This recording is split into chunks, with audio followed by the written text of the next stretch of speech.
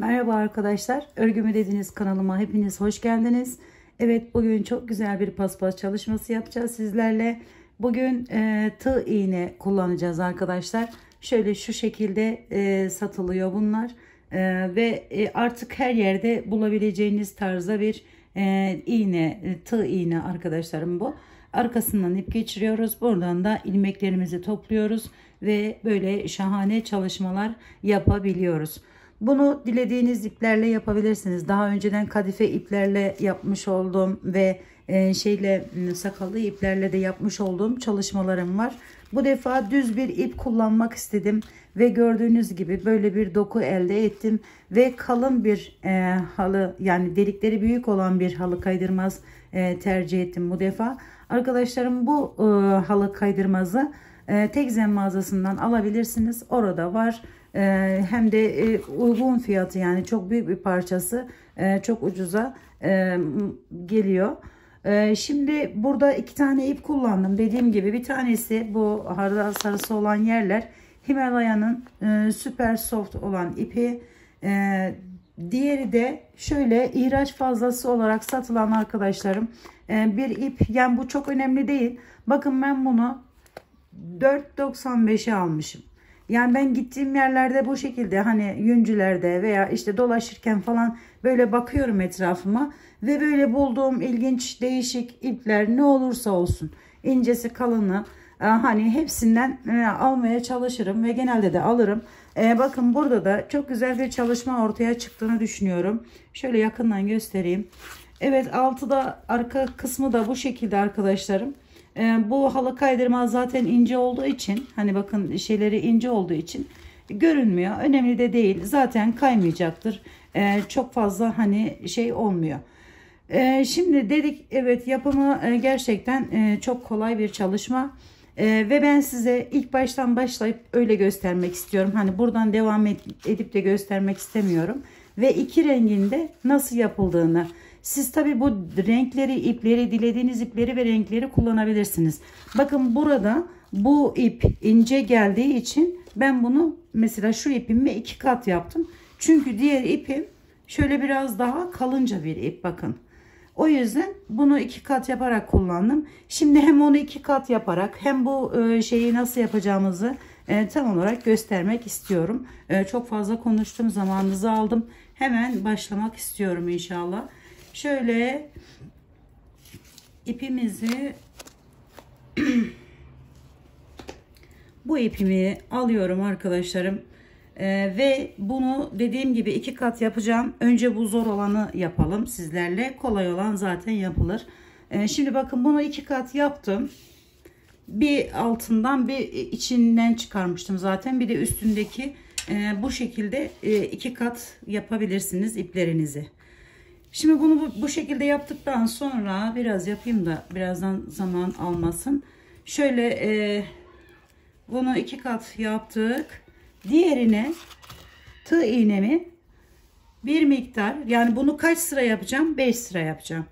Bunu 5 sıra bu şekilde arkadaşlarım ölçüyorum. Şöyle 1, şu 2, 3, 4, 5. Siz tabi hani bu daha küçük, bu tanıtımlık, yani böyle göstermelik bir şey olduğu için küçük bir parça. Bu şekilde kaç sıra yapacaksak bu iplerden şey yapabiliriz. Hani böyle bu şekilde kesebiliriz. Hem ipiniz ziyan olmaz, hem de boşa gitmemiş olur. Daha şey olur arkadaşlar. Şimdi bunu bakın buradan geçiriyorum bu şekilde. Bu ipimi tek kat olarak yapacağım. Diğer ipimi iki kat olarak yapacağım. Çünkü biri birinden kalın arkadaşlar. Ve diğer ipimi aldım. İki kat yapmış oldum.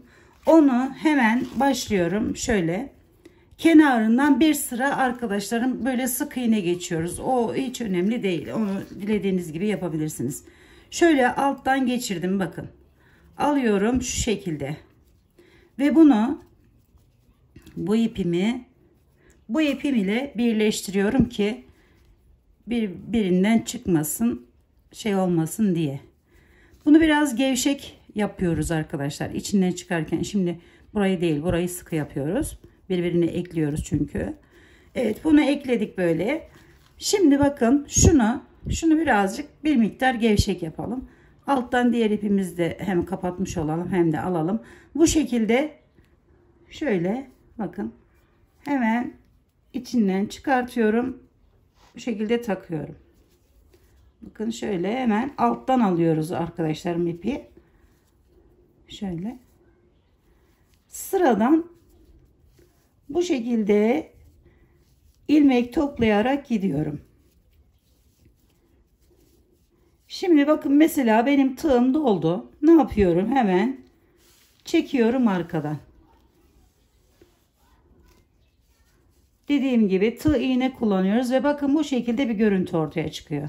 Bunu böyle de yapabilirsiniz. Böyle üçgen olarak hani köşeden başlayıp da yapabilirsiniz.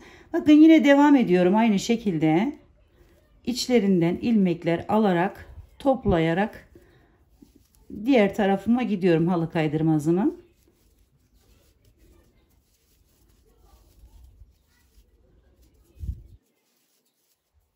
Şekilde topladım ve bakın sona geldim. Şimdi hemen yine içerisinden çekiyorum ipi.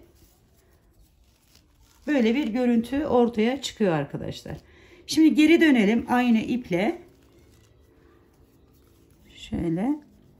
Aynı iple geri dönüyoruz. Bakın buradan tutuyorum. Hemen bir üst sıradaki yerden, kutucuktan bunu bu şekilde örmesi daha kolay arkadaşlar. Hani şeyleri, delikleri büyük ve şey olduğu için daha kolay oluyor. Şöyle birazcık yükseltiyorum. Şurayı da sıkıştırmadan şu şekilde biraz sıkıştırmadan böyle kenarlarını da düzgün bir şekilde yükseltiyoruz bir miktar. Çok fazla değil. Şimdi ipimiz altta olacak. Dediğim gibi şu şekilde bakın alttan alıyorum ipi. Şöyle tutayım. Daha rahat görünecek. Şimdi şununla sarı ipim altta bakın. Şuradan alıyorum. Şu şekilde çıkartıyorum. Bu şekilde toplayarak gidiyoruz arkadaşlar.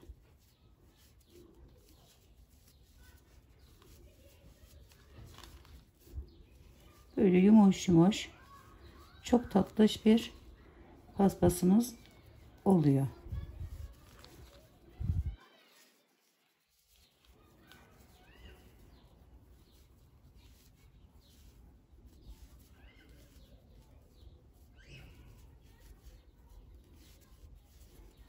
İçinden çıkartıp arkadan ipimizi alıp bu şekilde de yapabiliriz.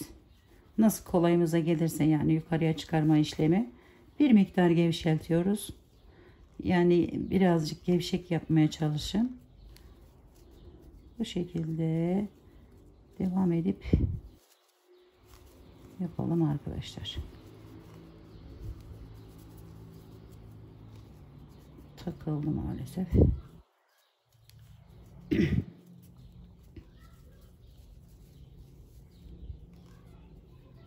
Hem halı kaydırmazımız gözükmüyor hem de altta böyle şey oluyor arkadaşlarım. Birbirini kapatan bir görüntüsü oluyor. Gayet de güzel oluyor.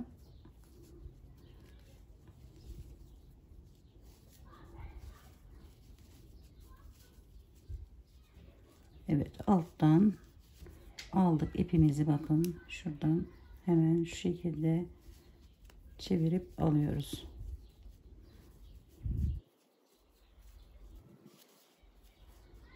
Tığ iğneyi dediğim gibi hobi mağazalarından, yüncülerden bulabilirsiniz.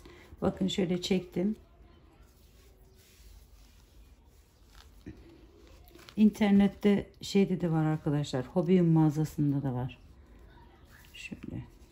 Evet, bakın bu şekilde devam ediyoruz.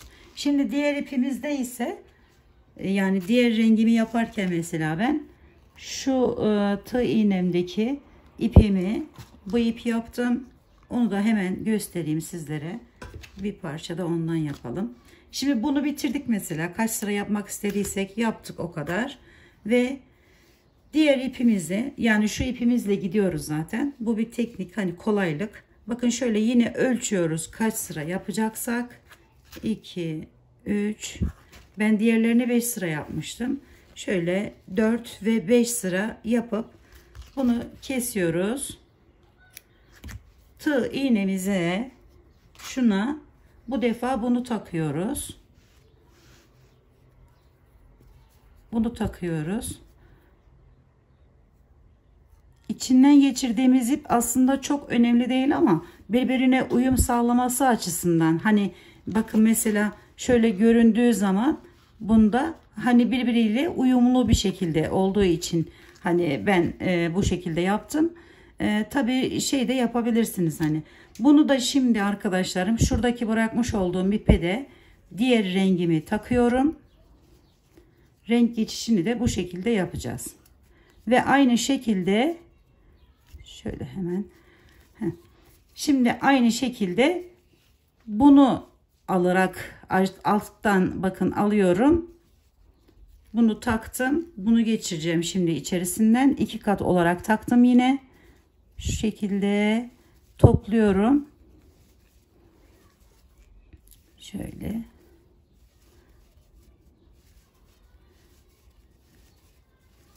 Ve bunun içerisinden şimdi diğerini geçireceğiz.